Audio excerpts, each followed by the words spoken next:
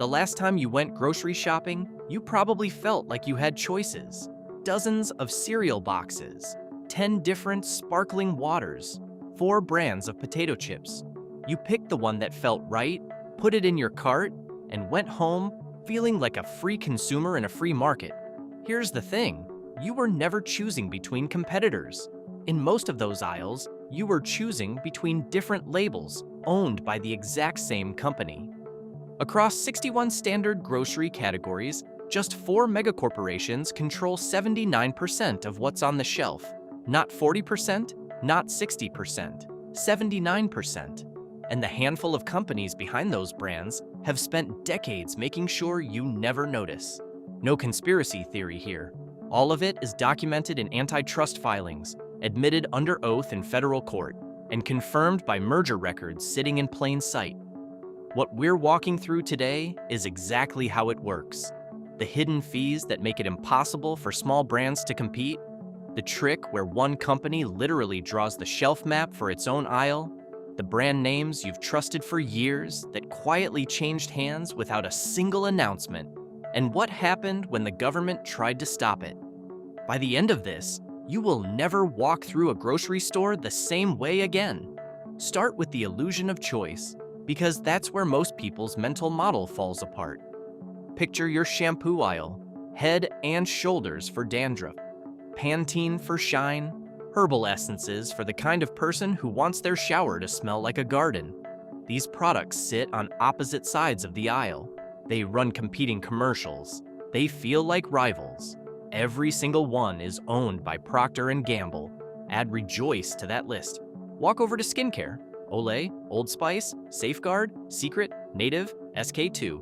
Same parent company.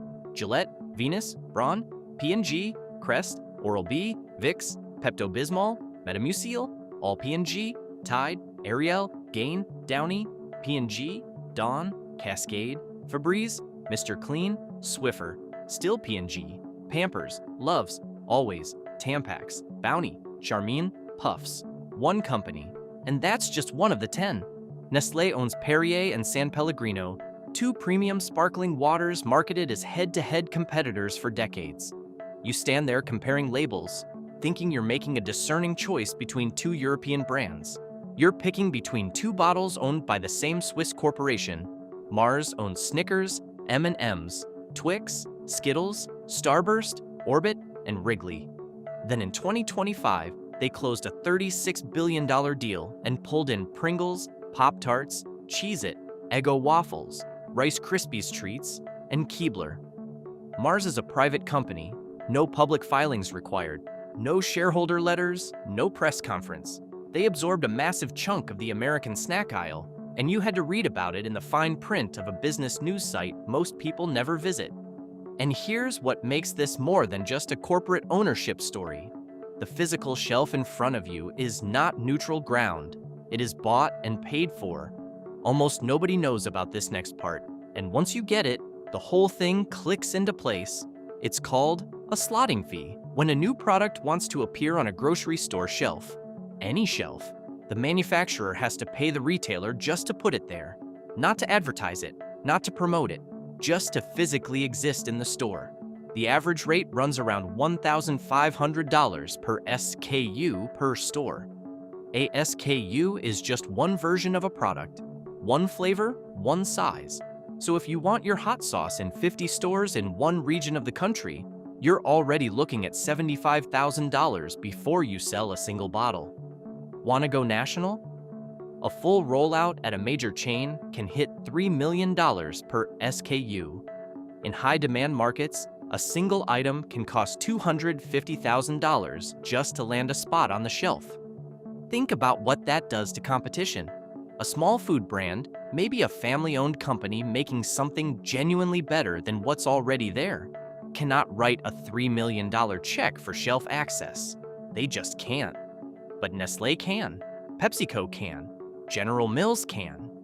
So those companies pay, those companies stay, and the shelf fills up with their products and their products only. Here's the kicker. Every dollar of those fees gets baked into the price you pay at the register.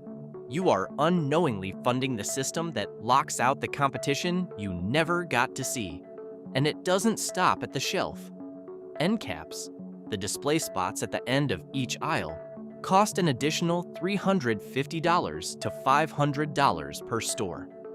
Run a feature on an end cap across a major chain for a few weeks? That's $50,000 or more on top of the slotting fee. And the checkout gal, those last-minute snacks and candy bars lined up as you wait to pay, a single product can cost up to $1 million per year at a large chain just for that placement. One product, one chain, 1 year. In total, U.S. consumer packaged goods companies spend over $200 billion every year on trade promotions. That number is so large it almost doesn't feel real. It is their second biggest cost, right behind making the actual product. In 2024, 48 cents of every marketing dollar at a major CPG company went to paying stores for placement, not to ads, not to packaging, not to product development, to access, to the right to exist on a shelf. That $200 billion doesn't come from thin air. It comes from higher prices on everything in your cart. Now, let's talk about something that makes the slotting fee system look almost fair by comparison. It's called the category captain system, and it is one of the most quietly anti-competitive arrangements in American retail. Every grocery store has categories: cereal, frozen meals, baby food, whatever. Managing a category is complicated. So many stores hand the shelf layout decisions to the dominant brand in that category. That brand becomes the category captain. They decide which products go where, how much shelf space each brand gets, which items land at eye level, which ones get buried near the floor. They draw the map. Sit with that for a second. Nestlé, the biggest player in frozen desserts, was the category captain in 22 of America's 25 largest supermarkets. They were literally designing the shelf layout for their own category, including where their competitors' products ended up. The American Antitrust Institute flagged that arrangement back in 2018 as a serious competitive problem. The practice continued. If you have ever wondered why the big brand is always at eye level and the smaller brand is crouched in an awkward corner near the floor, somebody made that call. And that somebody had a very obvious reason to make it the way they did. Now, the story turns from unfair to infuriating, because everything described so far, the consolidated ownership, the slotting fees, the category captains, all of that was already the system before inflation hit. Then, from 2020 to 2025, food prices in the US climbed 31% above 2019 levels, outpacing overall inflation by 5 full percentage points. The average American family of 4 spent $8,300 more on groceries between 2020 and 2024 than they did before the pandemic. That is not a small number. That is a car payment for 3 years. The companies behind those prices will tell you it was supply chain disruptions, shipping costs, ingredient costs, and yes, those things were real, initially, but corporate profits in consumer goods rose 5 times faster than inflation from 2020 to 2022. Supply chains eased, costs came down, the prices did not follow. We know this not just from economists or advocacy groups. We know it because executives said it under oath in federal court. During the Kroger-Albertsons merger trial in August 2024, executives from both companies testified under oath. What came out was extraordinary. Both companies confirmed they had raised prices above and beyond what their actual cost increases required. The sworn testimony from Walmart's records got even more specific. Walmart raised the price of potato chips 35% from 2019 to 2022. Cookies went up 62%, yogurt 92%. Albertsons raised the price of store-brand cooking oils 117%. Store-brand packaged cheese went up 125%.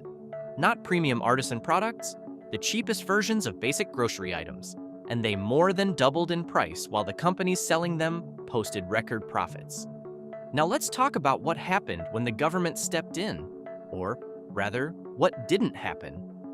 In 2024, the FTC sued PepsiCo. The allegation? PepsiCo had been manipulating pricing to give Walmart preferential treatment, essentially offering Walmart lower prices than other retailers, which under certain conditions violates the Robinson-Patman Act, an antitrust law built to keep markets competitive. The case mattered. If it had gone forward, it could have set a real precedent for how the biggest CPG companies operate. Then the Trump administration came into office. In May 2025, the FTC dropped the case. No judgment, no settlement, no finding. Gone. PepsiCo went back to business as usual, and the price manipulation the FTC had put its name to in official court filings was left without consequence. Meanwhile, the Kroger-Albertsons merger, which would have combined the country's first and second largest pure-play grocery chains, was blocked by a federal judge in December 2024 on antitrust grounds, a rare win. But the consolidation pressure didn't stop. The grocery retail landscape is still dominated by 4 players: Walmart, Costco, Kroger, and Ahold Delhaize. Together, they control between 65 and 70% of U.S. grocery retail. Add the 10 major CPG brands on the manufacturing side, and you have a pincer grip on what Americans eat, what they pay for it, and who gets to compete in the first place. One more piece worth knowing, because it affects a decision a lot of people think they're already making wisely. The store brand, Kroger's House Label, Walmart Great Value, Kirkland's Signature at Costco. Millions of Americans switched to these during the inflation surge, thinking they were stepping outside the big brand machine. In many cases, those products are made in the exact same factories, on the exact same production lines, by the exact same manufacturers, just with a different label. The grocery chain charges you less, pockets a margin, and the same plant that filled the name brand container fills the store brand one too. So you are not always escaping the system. Sometimes you are just paying slightly less for the exact same product wearing a different shirt. The deeper you look at all of this, the more one question keeps coming up. Where do you actually go? Knowing the problem is one thing, but if every major grocery store is locked into the same pay-to-play system, what does a real alternative look like? Real ones exist. The National Co-op Grocers Network includes over 165 community-owned grocery co-ops operating in more than 240 U.S. communities. Those stores are not beholden to slotting fees. Their shelves are not designed by category captains. They stock local and regional producers who would never survive a $3 million national rollout. CSAs, community-supported agriculture subscriptions, connect you directly to farms. Farmers markets have no shelf access fee, no end cap rental, no checkout aisle toll. If you prefer shopping online, Thrive Market and Food. 52 both carry independent and small batch brands that major chains have no incentive to stock. Here's a practical tip most people don't know. Every packaged product has a barcode. You can cross-reference that barcode with a free open database called Open Food Facts, and it shows you the true parent company behind the product. That natural brand with the mountain on the label? Run the barcode. Sometimes you'll find it's owned by a company whose headquarters sits in a Manhattan skyscraper and whose stock trades on the S&P 500. None of this means you have to overhaul how you shop. Most people can't. But knowing what you're inside of, a system built to extract maximum value from you while presenting the appearance of competition and choice, that knowledge changes things. It changes which questions you ask, which products you actually bother comparing, and where, occasionally, you decide to spend your money differently. The most powerful thing a consumer can do right now is understand that the shelf in front of them is not a neutral public square. It is real estate. It is purchased, negotiated, and controlled by companies with billions of dollars and every incentive to keep it exactly the way it is. Your grocery store is not a marketplace. It is a toll booth with better lighting. And here's what keeps coming back to me. This system has been building for decades, mostly out of sight, and the acceleration is not slowing down. Mars just absorbed a huge chunk of the American snack industry, accountable to no public shareholders. The FTC dropped its biggest CPG price case in years. The number of truly independent food brands on major grocery shelves keeps shrinking. Where does this end if nothing changes? So tell me in the comments, did you already know any of this? Or did something specific here catch you off guard? I'm genuinely curious which part hits hardest. The category captain thing tends to get people, but the sworn price gouging testimony from that merger trial is the one that still gets me every time I think about it. If this opened your eyes, hit the like button.